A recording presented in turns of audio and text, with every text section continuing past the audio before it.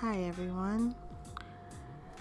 I I'm just feeling in a daze today. Like I don't even know the direction of this episode. So funny thing is about this episode that you will be listening to is I actually listened. So I went on my computer so that way cuz I've pre-recorded a bunch of episodes already. And so I found this file and it looked to be new because it was in my recent folder, and it was called "But What Is a Hoe Though?" And I'm like, I've recorded something like that. I don't remember doing that, but okay. Because I mean, like, I have been smoking a lot of weed lately and drinking, mostly drinking. Terrible. I'm getting my life back on track though, y'all. But I pull it up and then I'm listening. It pulls up like already 6 minutes into the episode, and I'm like, I remember this, but I don't remember this. Maybe I need to re-record it. So I'm just continuously listening. And I'm like, oh my gosh, I remember some of these events, but it feels like this was a while ago. So I get to the end and it's like the way that I ended it, I'm like, oh no, this isn't recent. So I'm going to have to re-record it. I mean, I could have kept it, but I'm like, I would rather talk about it again and just give a refresher, put in some of my current experiences along with this episode. So I'm like, all right, let's go ahead and re-record this. So basically what you're going to be listening to is an episode that is very near and dear to my heart. I'm definitely speaking on some things that I experienced, some childhood traumas for me, things that kind of trigger my anxiety around my sensuality, around my sexuality, things that I've healed from. However, still subconsciously I'm working on them because they still come up for me whenever certain triggers come up. Like I get heated, I feel like I'm ready to punch somebody in their fucking face, even though I don't act on it. It's still enough to get me a little triggered. So when it comes to the word hoe, oh, it's a cat outside my window.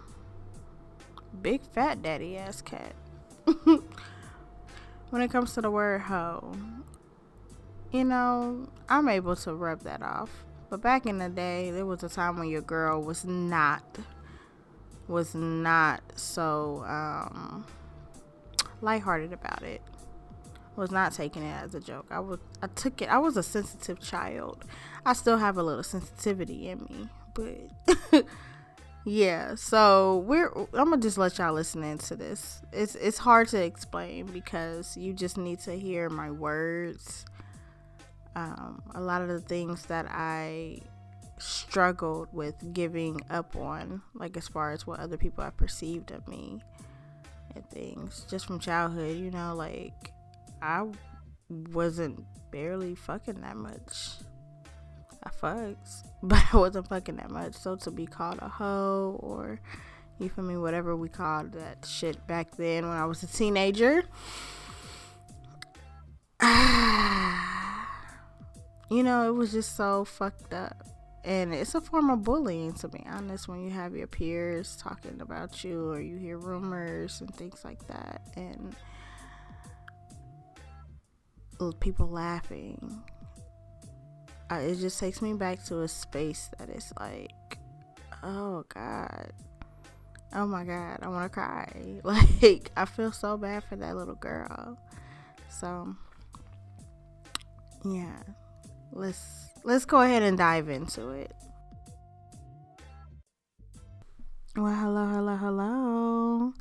Welcome to the Nudist Diary podcast. I am your host, Dree, also known as the Sacred Genie. And as always, I have to start by thanking you guys for tuning in. I hope that you have been enjoying the show thus far. I know that we're only 3 episodes in this thing. But I hope that I hope that you're really enjoying it. I hope that I'm not tiring you out. I hope that you're not tired of my voice. And if you are, you know how to not listen, right? But I appreciate y'all who are listening. Like, y'all are dope as fuck. I appreciate the feedback that I've been getting. It's really, really, it's making my heart flutter. Like, every time that y'all post, reshare, retweet my podcast episodes and just my content in general. Like, y'all are amazing, and I really, really, really, really thank y'all so fucking much. Yes. So I know, like, you heard the, like, pre, whatever you want to call it, like my intro or whatever. So you know what we're gonna be talking about, kinda ish. So something came on my heart to talk about. So I had a dream this time last year, and it's so funny how it came up for me, because literally I recorded an episode, the same episode about the same topic, literally this week last year, and I don't think I ever posted it, because I just looked on there. I'm like, did I actually post this? And it doesn't look like it. So I'm like, okay, well, this is the time to talk about it and post it and share. I didn't know that I wasn't even going to be recording an episode today, because I was just going to edit the ones that I've already done, because I have a few more that are already in the archive. Just need to edit just a little bit, and then they're ready to go. But this came up for me, and I was like, you know what? This is the perfect time to re-record it, and this is going to be your episode number 3, Dree. We're going to make this one in. So, in high school, like I said before, I lost my virginity in high school very young. I was 14 when I lost my virginity, and it was consensual. And I remember the excitement behind it. Well, before I even get into the after effects of losing my virginity, I remember pre-virginity loss. You know, I hate calling it virginity loss, because it makes it sound like someone took something from you. Or like I didn't, you feel me, have a choice in the matter, when I did. And no one can ever take something that is mine, my experience, my sensuality, my sexuality, my intimacy. They can't take that from me. That is something that I shared. So when I shared my virginity, or whatever you want to call it, I don't even like calling it a virginity. It falls into that purity culture talk, and I hate it. But prior to me doing so, I remember having friends who would talk about, I don't even know how we started talking about sex and stuff like that. I mean, horny teenagers, we were only like, I was about 13 when we started talking about sex and stuff like that. So I remember one of my friends in particular, we'll call her, because I don't use names on here, we'll call her Chanel. I remember Chanel, and I would talk to guys that we either A, met on MySpace, or B, we both knew separately, and then they would have a friend, so we would hook the other with the friend, and we would do like 4-way conversations. It was so lit. I used to love it. Oh my gosh. The little kid in me was nervous as fuck to talk to a guy, but to know that another guy likes you, like your crush, that is like amazing. Oh my gosh. I just like, so, you know how you felt when you were a teenager, had your first crush, or you feel me, the first guy to like you back. You just, yeah, you felt, right now I can say I felt childish, but back then you were a child. So what would you call that? You just felt very, very good. And so we would have like these 4-way conversations and stuff like that, and then we would split off and talk to the guys like separately and stuff. And I remember I was talking to my guy or whatever, and we were just talking about all kinds of things like school, and I really can't remember, but I know we were touch on like after school what we like to do and stuff. And I remember somehow, of course, sex comes up, and I'm a virgin. I don't sex. What? Boy, I ain't even had my first kiss yet, and you wanted to talk about sex. So I think I'm fast forwarding now, but I think that we had like phone sex or whatever the fuck you want to like call the shit that we did. But it was so cringy. If I think about it now, like, what did we do? Like, who? It probably wasn't even phone sex. It probably was just some weird ass, like, I don't even know, just talking what we perceived as freaky. I'm just saying shit I seen in movies, like, or heard in songs. Like, I don't know what I'm doing. So I remember talking to, what I name her, Chanel, one time. And we were talking about like how I'm still a virgin and things like that, and how me and the guy was talking about sex. And I remember her making it seem like she had already had sex before, so it was like, a girl, you ain't had sex yet? Like, what? And I'm like, no, you have. What? I'm supposed to right now?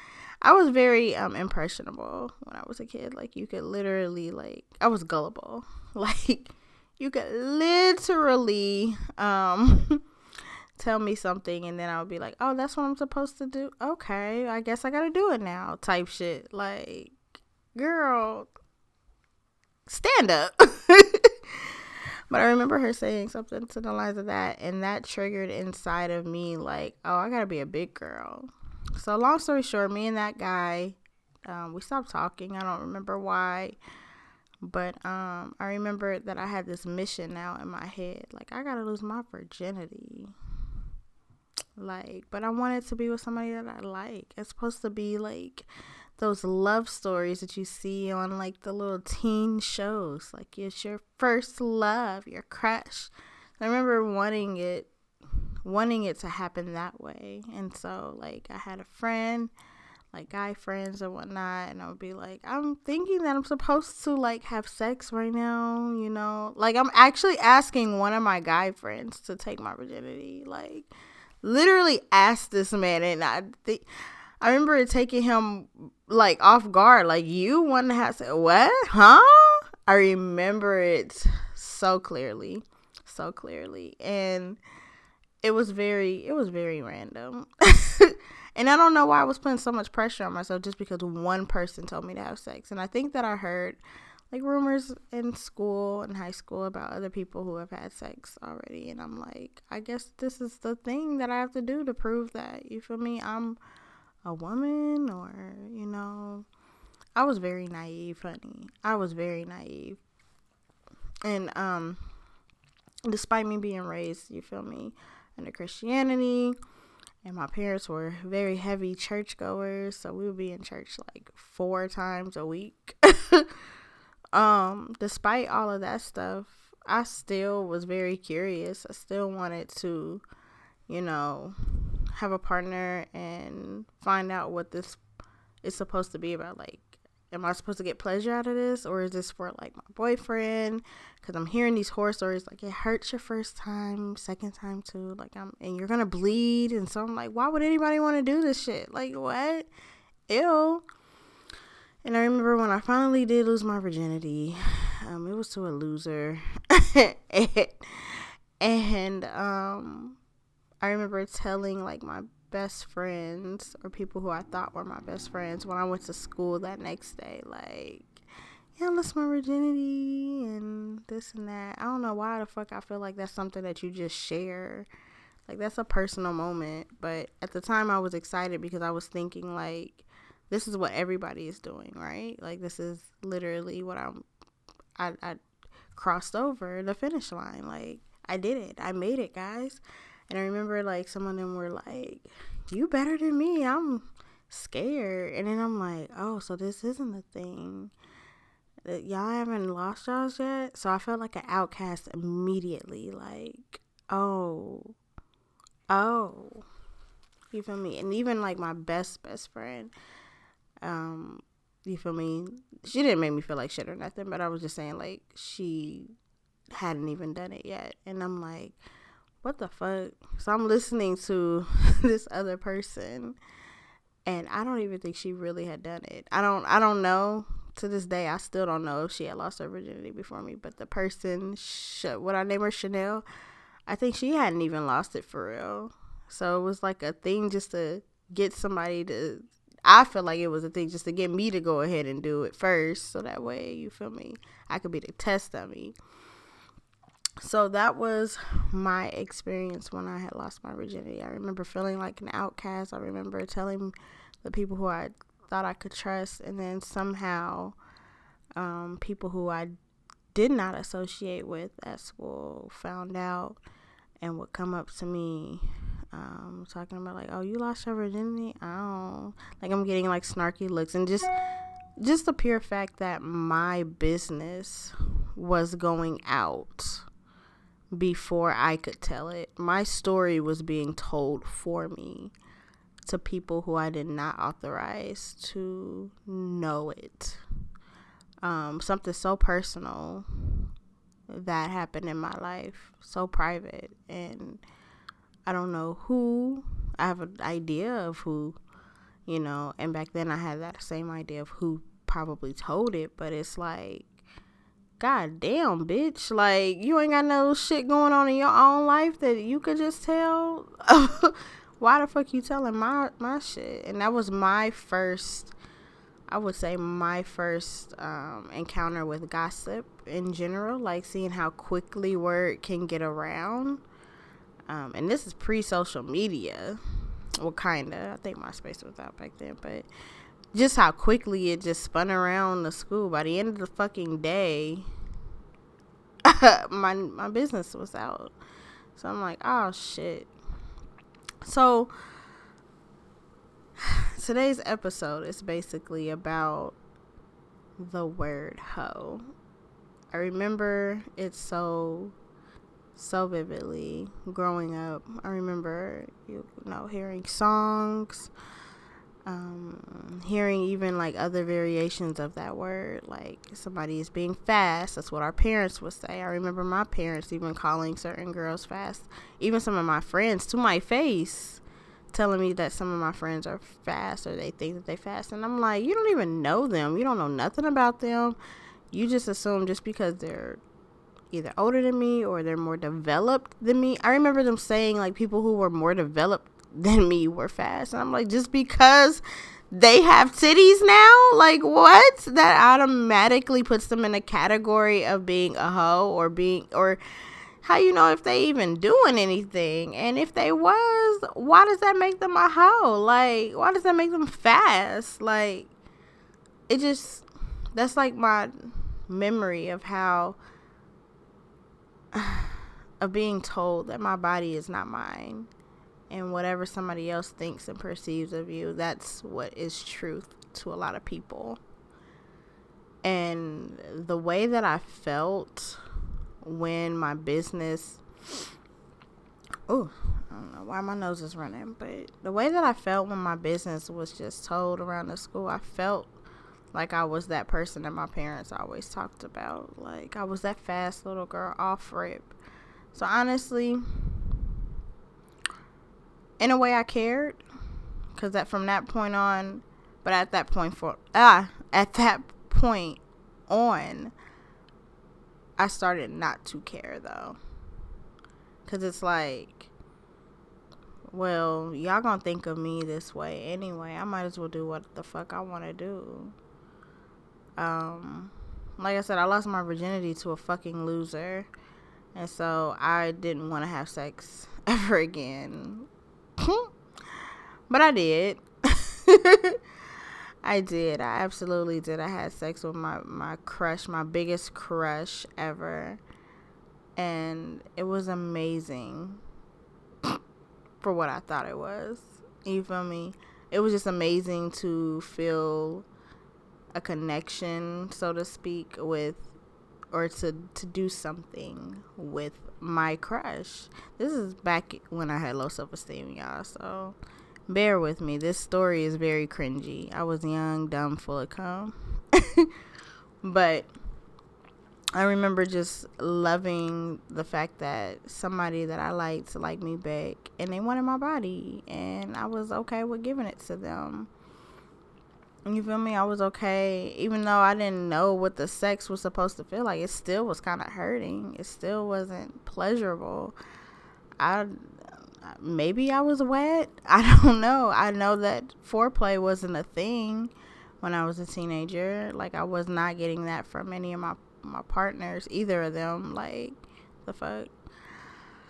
So, my high school experiences somehow still got word around, and some of the guys in my high school would come back to me, and they would make jokes. It was very disheartening. And then I remember, like, still pressing on, like, I don't give a fuck. I'm not gonna let it face me. Like, fuck you, whatever. Your mama's a hoe, period. I remember by the time I'm maybe a sophomore, maybe a junior, I started writing poetry. It was like a nice little outlet for me, but it was erotic poetry because I was reading Zane books back then. My parents used to buy Zane and all these other things. So, and I would also read what was it, K-Wan? I can't remember how to say his name, but his books too, and it had a lot of sex type of content inside of those books. So reading that type of literature made me want to start writing that type of literature. And so I was like, let me write these poems. And I used to write erotic poems,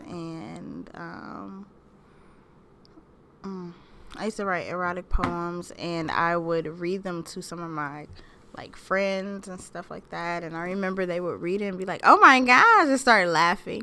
I mean, today I can be like, of course some kids is gonna laugh at that, but back then I was like hurt, like, bitch, what is you laughing for? This shit is good. You laughing at the content, or you laughing at my writing skills? Like, I was like always that one, though. I was always the one talking about sex. I was always the one wanting to learn about sex. I was always the one like having fantasies, and I didn't know what to do with that because I was the only one. I couldn't go to my parents and talk about sex because save sex till marriage, and that would freak them out, right? Talking about this raunchy erotic shit. They would take all of my stuff. Take all my books and probably take my computer and everything. I couldn't go to, you feel me, like my friends, apparently, because all they do is just make jokes about it or look at me crazy. So who do you run to? Who do you talk to about this? So I started talking to the niggas about it, the people who I wanted to have these intimate relations with. And that probably wasn't the right thing, because of course you talking about it with them, they want to do it. So I made decisions back then that weren't the best decisions, and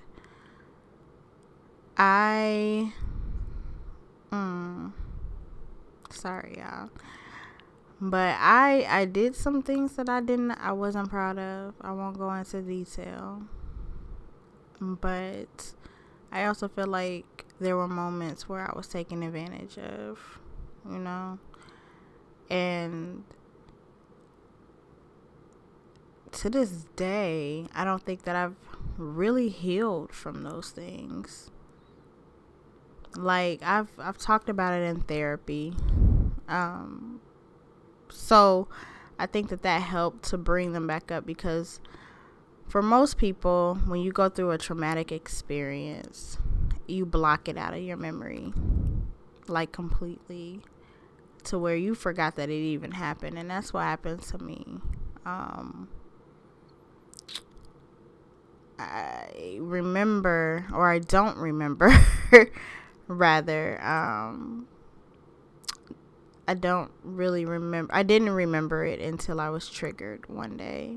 Like, I saw the guy who took advantage of me on Facebook. He found me somehow. I hadn't seen him since I was that child.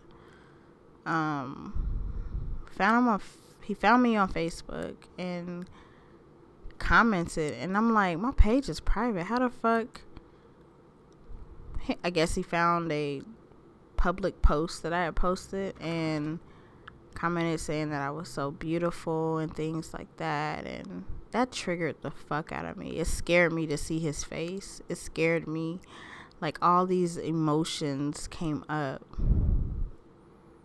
and I'm like shaking. I'm just shaking. So I decided to, of course, quickly block him. And I had 2 Facebooks at the time. He found me on my turned up Facebook page, and I blocked him. I blocked him from the other page, and then I started searching his name on other social media sites so that way I can make sure I blocked him. But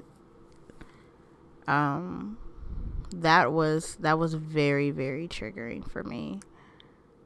And going through that experience and talking to my therapist about that experience really opened up the fact that I forgot all about it. Like, until he did that, till he commented on my fucking photo, I had forgotten all about him. And I'm like, how could I forget such a memory, a pivotal moment in my history? And my therapist was like, there's a lot of times where people really will forget something that happened that was so traumatic for them. And it's a lot of things that I don't remember from high school because of certain triggers or traumas that happened. And so from that moment on, I have thought about it religiously. Not religiously, but I've not forgotten about it. It made me think about that little girl who was like scared or nervous, you feel me, when she first saw him. And then I advocate for her to this day.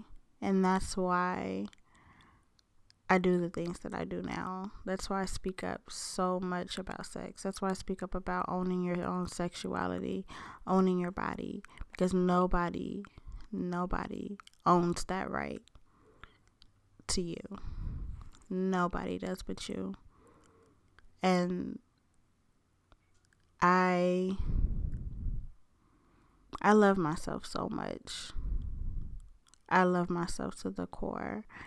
And I remember, like, while I'm in therapy, I'm just talking about this experience, and I'm also talking about, like, how, you know, people would call me these names and stuff like that just because I was different, just because I did certain things and all that shit. But I'm like, I was so misunderstood. I had nobody. I felt so alone in those times. I felt very alone.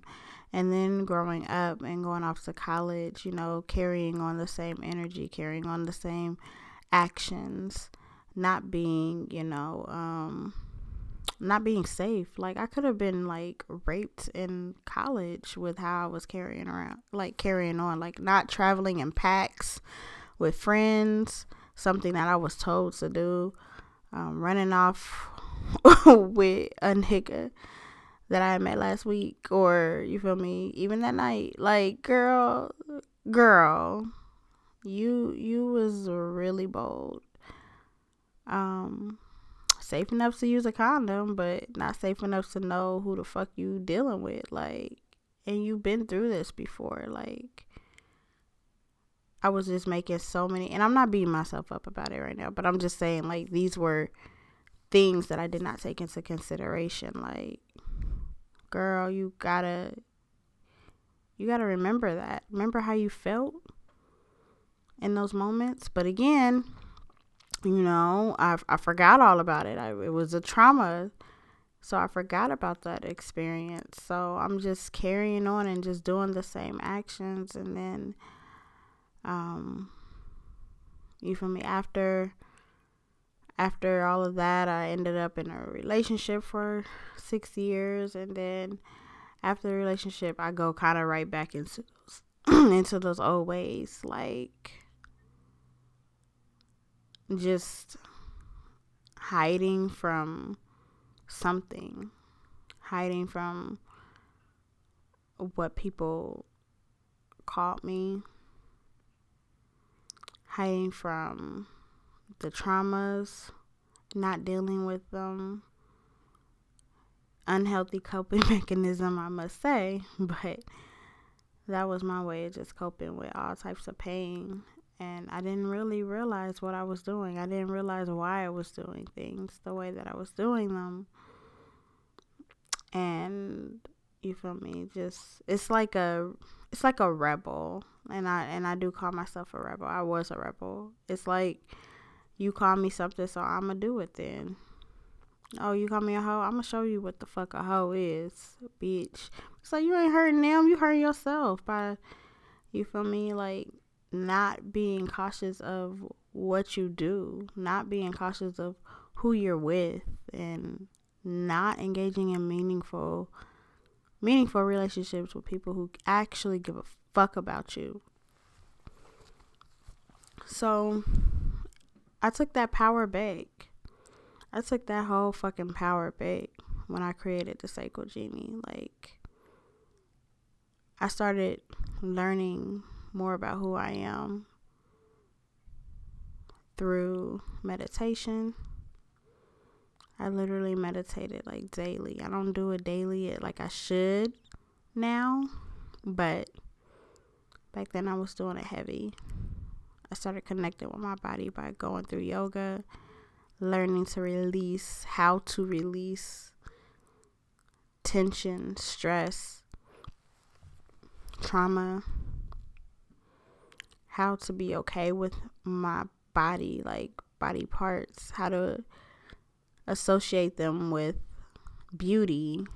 I remember, like, there was a time where it wasn't okay to touch yourself, or according to your parents, don't be touching yourself, don't be all up in your shit. You just need to touch yourself when you wiping yourself and cleaning yourself. That's it. What you need to, girl, get your hands out of your pants. And it's like a shame that was developed over time. And then, like, it was like when I lost my virginity, and then with the partners that I've had since then, it's like I associated myself with shame. Like, girl, you don't let these people touch you. So I didn't even want to look at my vagina in a different light. I put shame on her. Like, girl, child, we in therapy right now. I know y'all probably like, oh, this is a deep episode. It is. That's why I said it's gonna get deep. But this is my diary.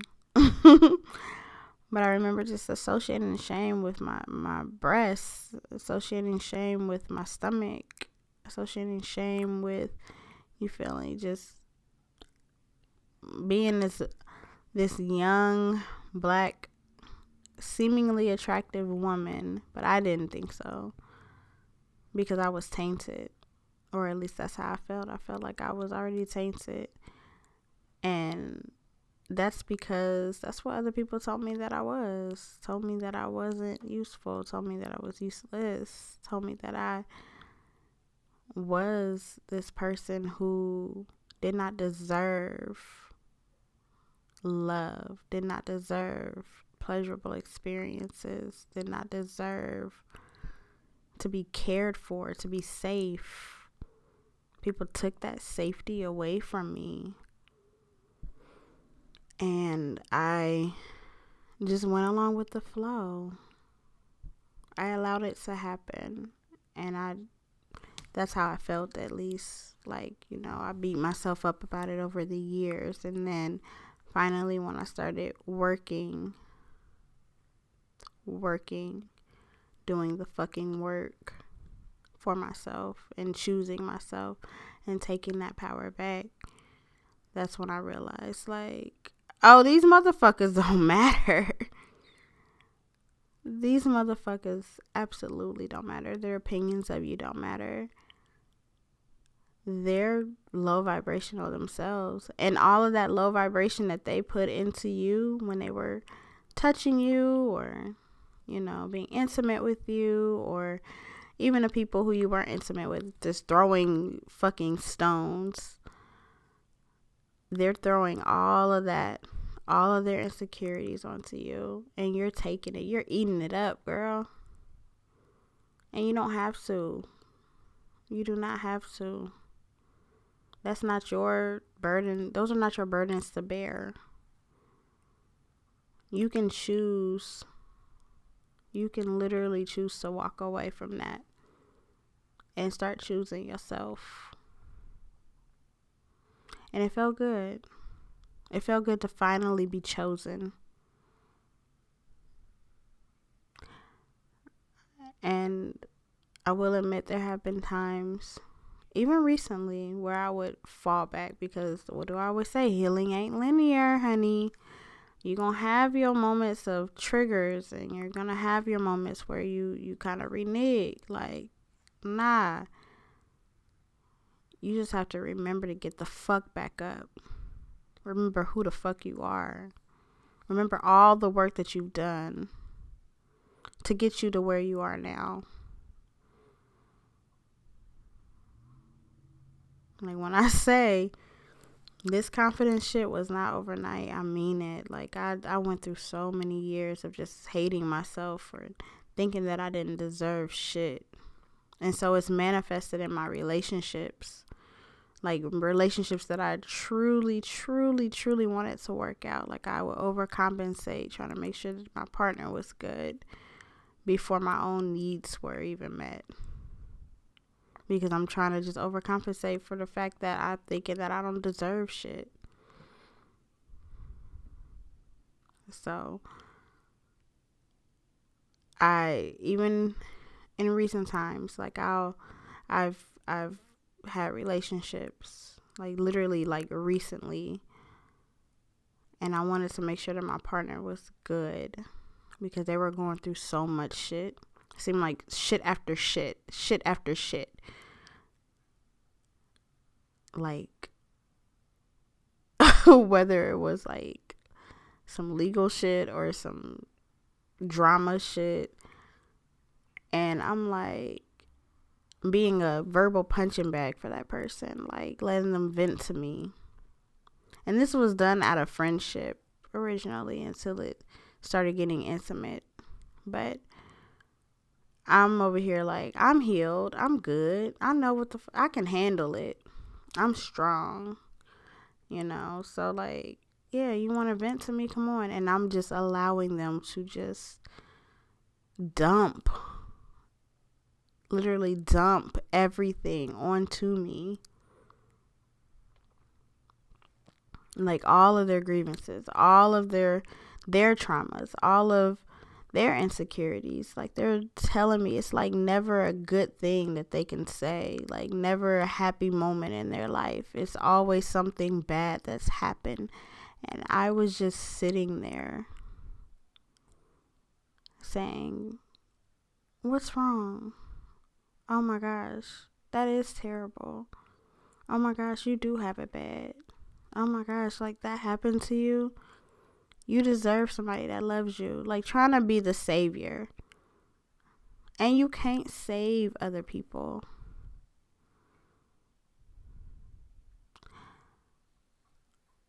I don't know how we got onto that part. But going back to, like, just being called, you feel me, a hoe or fast or what they say now, thought, and all them other words. I just be like, why? Why the fuck you give a fuck? Why the fuck is it okay for a man to experience his sexuality the way that he wants to. He gets tired of one person, he can go on to the next. Even though he's attaching himself to a lot of spirits.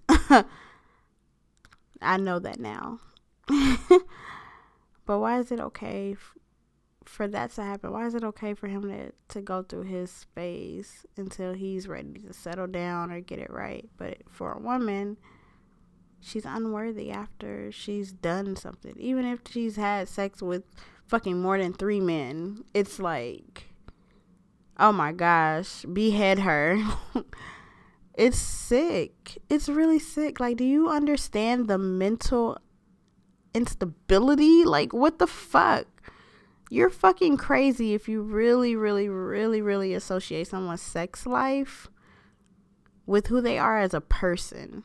You telling me that somebody's not worthy of love, somebody's not worthy of, being treated with respect because of what they do in their bedroom.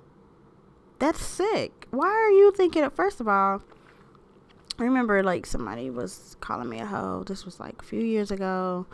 And I had done my nude photo shoots and stuff like that. And they thought that it was a great idea to comment on the photo. And I immediately cussed their ass out as they deserved. And then I blocked them. But I remember like how that made me feel.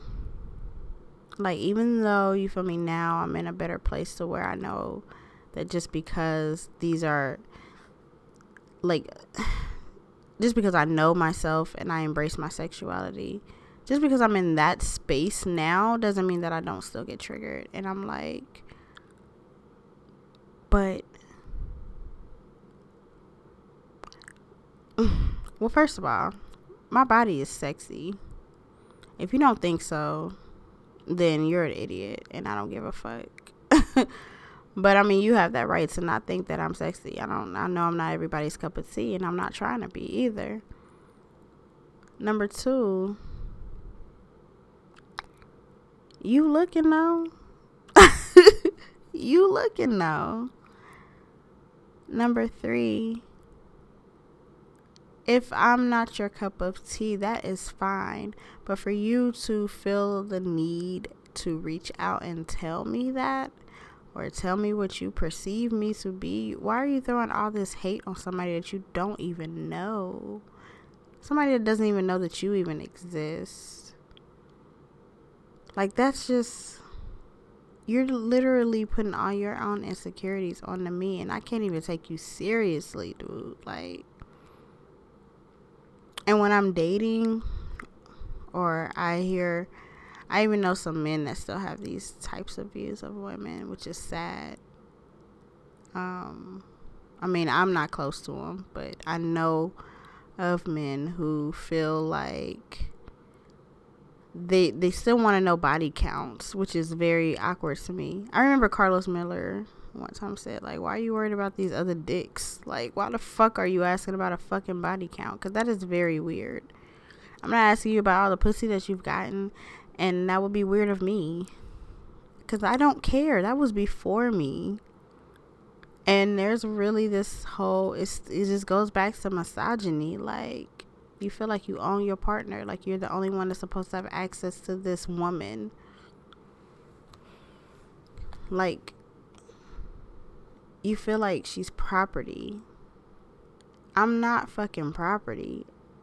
I'm the property of my own damn self. Like, the fuck? And then you're like treated like this prize if you've only had sex with like 2 or 3 people or less. And it's like,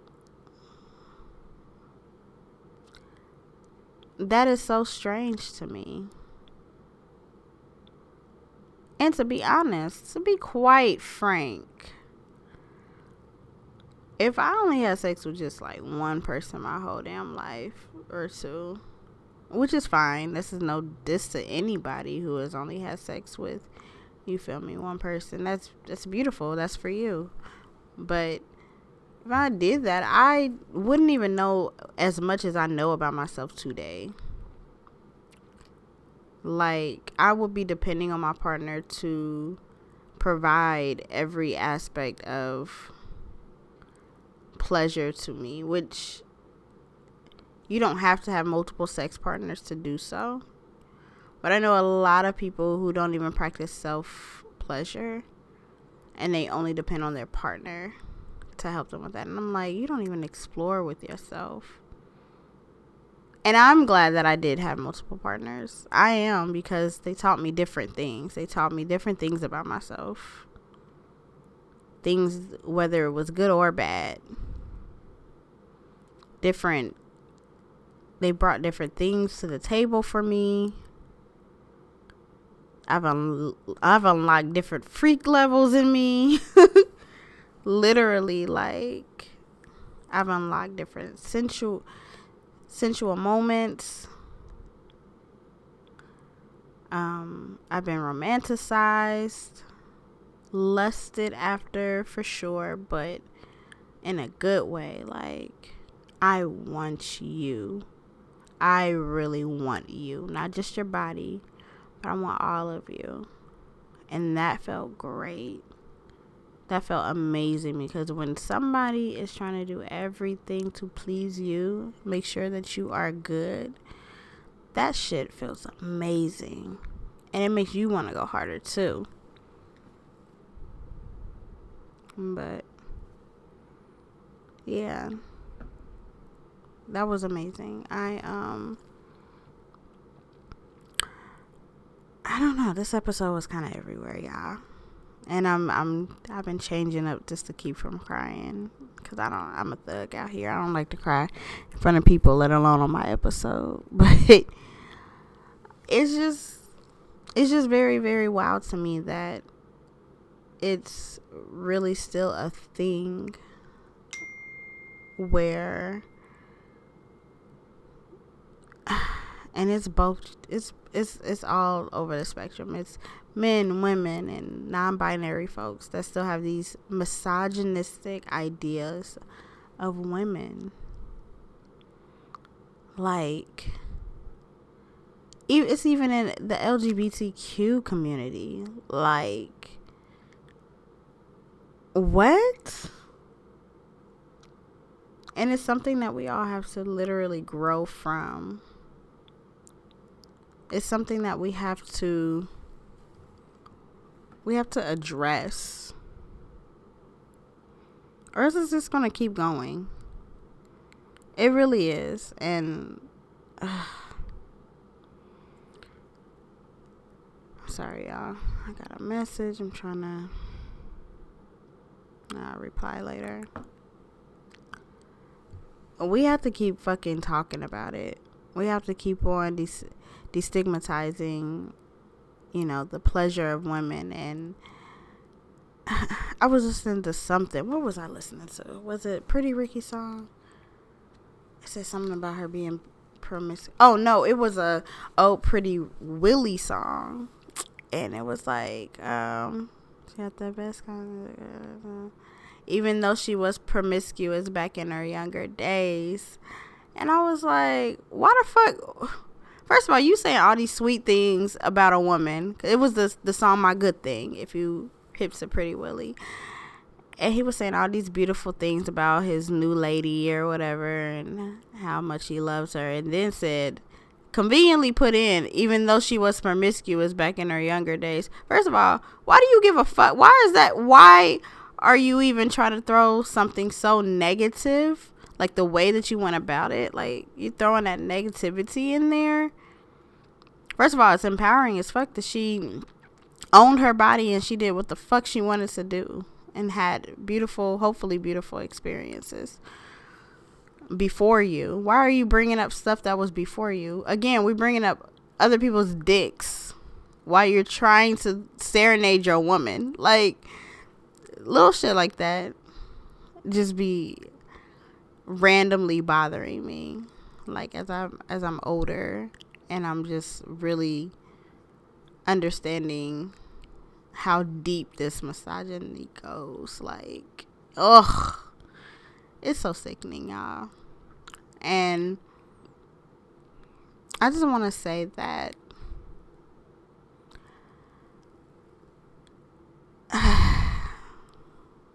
sex now for me is much deeper, for sure.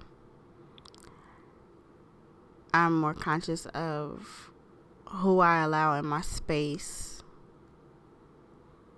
who I allow in my temple. You feel me? For better words, I could say something different because it's more than just my temple, but who I allow around my aura. I'm very more keen on that. And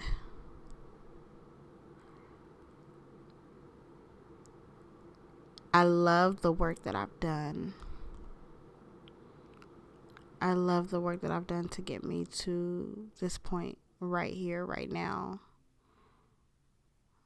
I'm appreciative of the experiences, good and bad. So appreciative. And I know that I've been through some shit. I've been through some shit mentally. Like crippling. Like moments where I didn't even want to get out of the bed. I just wanted to lay there and die. Just because of some decisions that I made. Just because of what people had said about me. This is back in the day. But just thinking about how like bullying or teasing, how if I would have let those things really affect me when I was a teenager, a bitch would not be here. Because I had even contemplated back then committing suicide. So when I do this, when I do my podcast, when I show up for myself, when I choose better for myself, I do that for that little girl, that 14-year-old who was told that she wasn't worth shit, who was laughed at, who had so much low self-esteem, who didn't think that she was pretty, who thought of herself as just a fucking comeback. Like, I do this shit for her.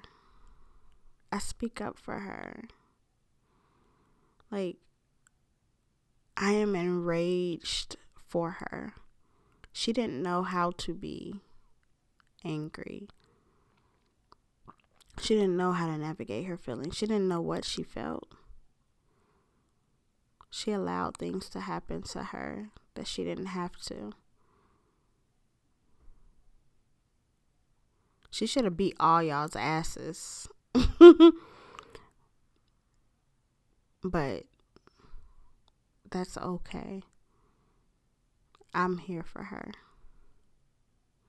I absolutely love her and I adore her.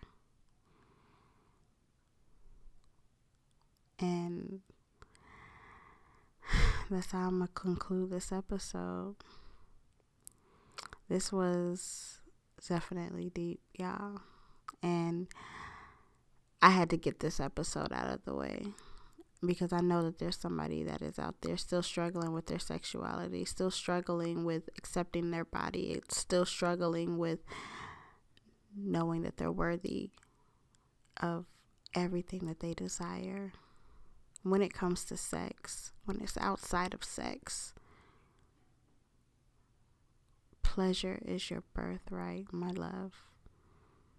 Pleasure of all aspects. If you find pleasure in painting, if you find pleasure in dancing, if you find pleasure in singing, if you find pleasure in whatever, including pleasure in your sex life, your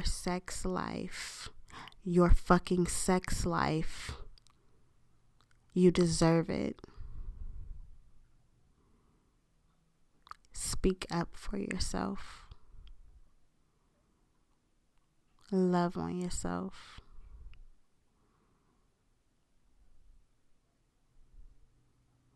If someone is doing something that makes you feel uncomfortable, if someone is not honoring your boundaries, if someone is making you feel less than for what you want to do, get rid of them. I love you guys. Thank you so much for listening. Please like, share, subscribe, everything. And make sure that you are, just repost. Support your girl. I appreciate you. Leave a review, leave some 5 stars, all of that stuff. I appreciate every bit of free promo that I can fucking get, honey. Like I really, yeah. So I will see you guys, or you will hear from me next week. And yeah, love y'all. Bye.